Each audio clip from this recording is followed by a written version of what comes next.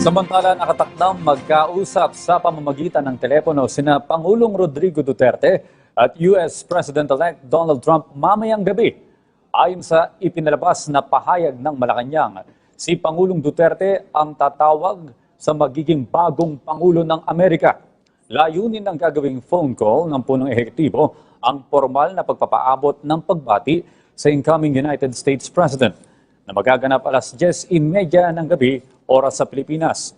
Samantala, bago ang inaasahang congratulatory call ng Pangulo kay Trump, may mga meeting rin na dadaluhan si Pangulong Duterte sa Davao City. Una ay kay dating Governor Chavit Singson. Susunod naman ng pagpupulong nila ni MILF Chair Al-Haj Murad Ibrahim. Nasusundan na rin ng pulong ng Chief Executive kina Agriculture Secretary Manny Piñol at DTI Secretary Ramon Lopez. Malalaman yan. At saka may mga armas talaga yan.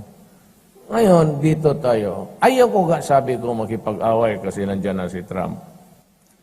But I would like to congratulate President Trump. Mabuhay ka.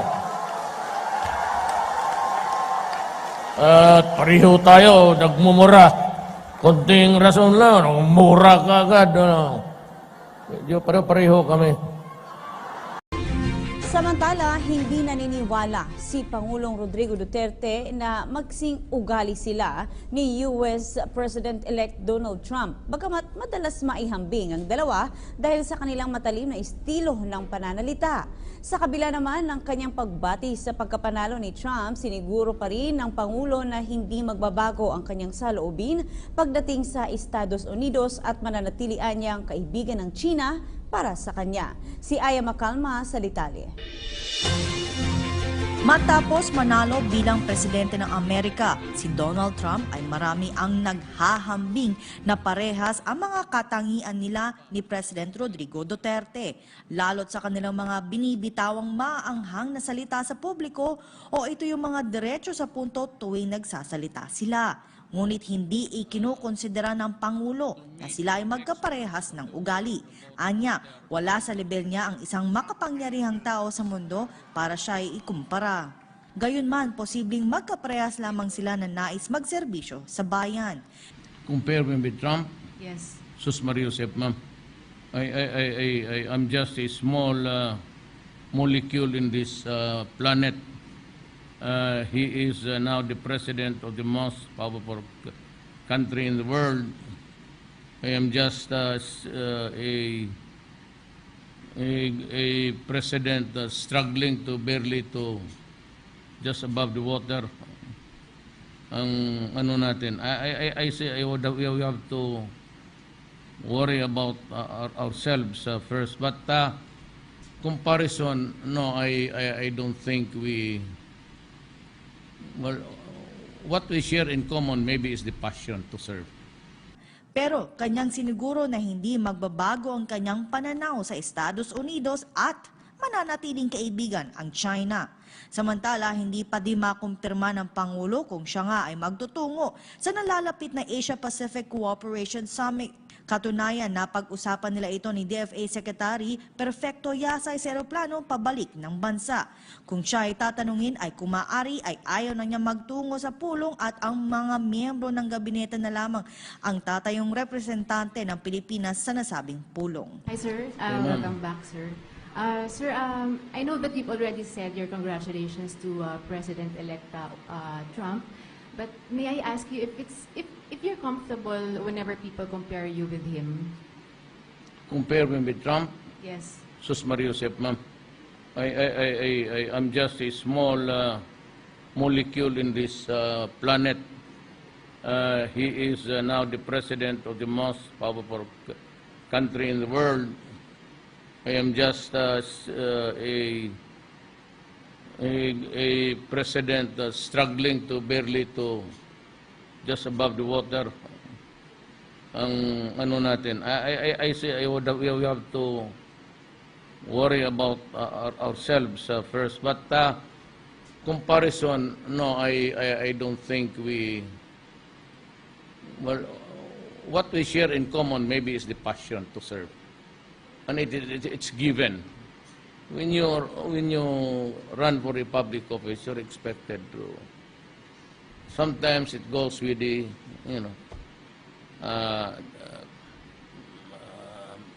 sama loob mo, despondent at times, sometimes just plain, maybe tired. But most of the time, it is always hindi kontento kung you have to push more. Sir, what is your anticipation of the expected change in foreign policy that will be implemented by the incoming U.S. President?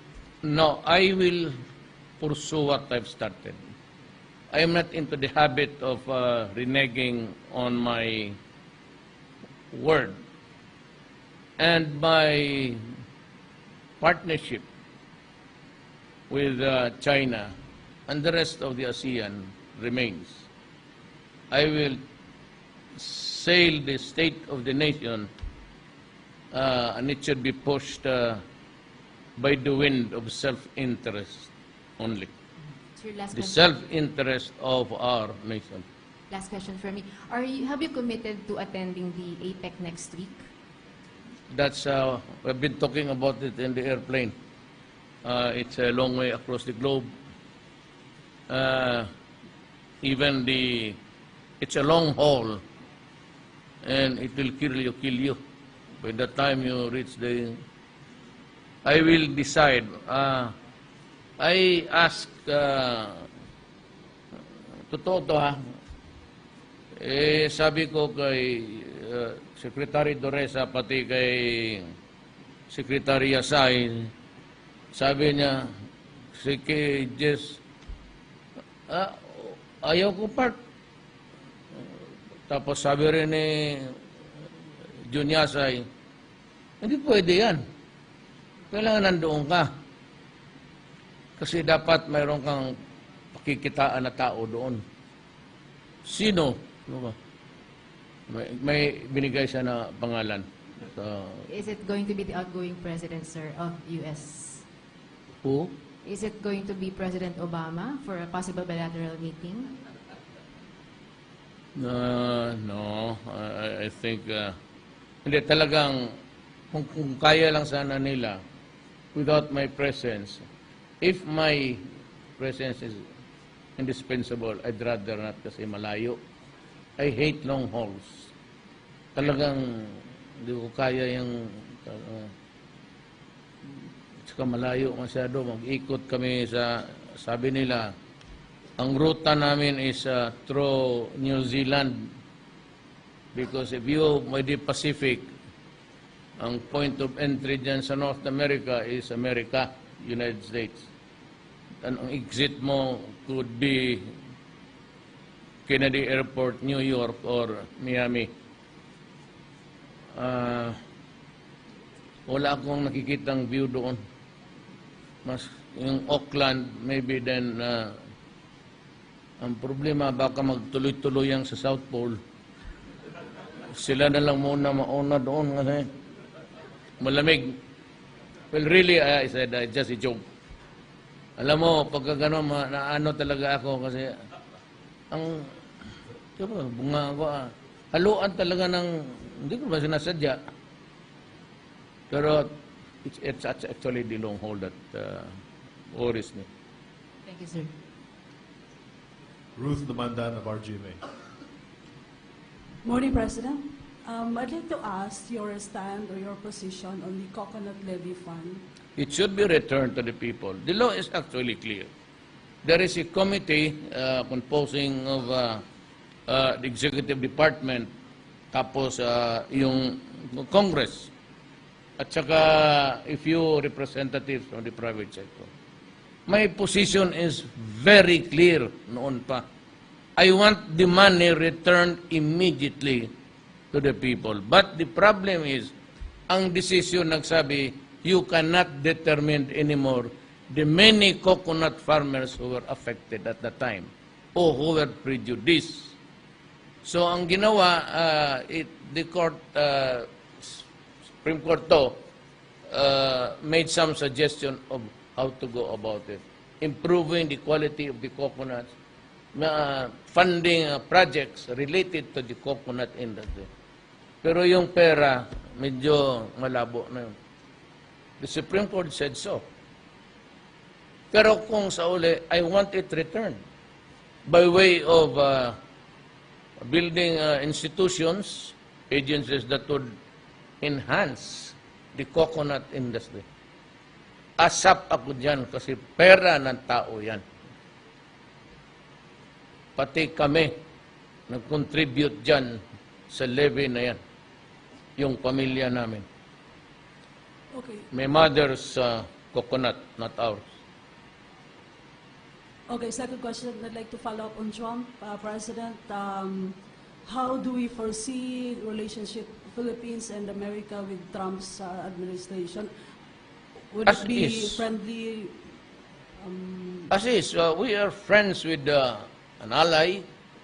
We have an RPUS military pact that was 1954, I think, vintage, that would bind us in the matter of saying whether or not you side with this or that. But I do not foresee any war in the next 100 years. So we will maintain our cooperation of the committee. The respect should be there, and in all matters that would affect our two countries, especially the treaties that we signed with them, in the so many agreements, it will be honored, all of these things. Trish Terada of CNN Philippines. Good morning, sir.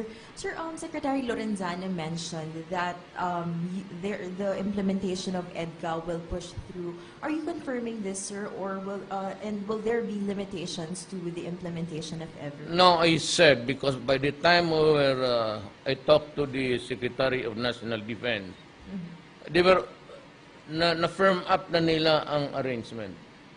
And I said, I do not want na mapahiya ang Pilipinas. Well, of course, not so much because I was already vocal against it, but in deference to the Secretary of Defense. Sabi ko, oh sige, but this will be the last time. And I expect that by the time that I end my term, I do not want to see any, not only U.S., even African or Chinese or whatever, Russian. I do not want to see foreign military troops in my country.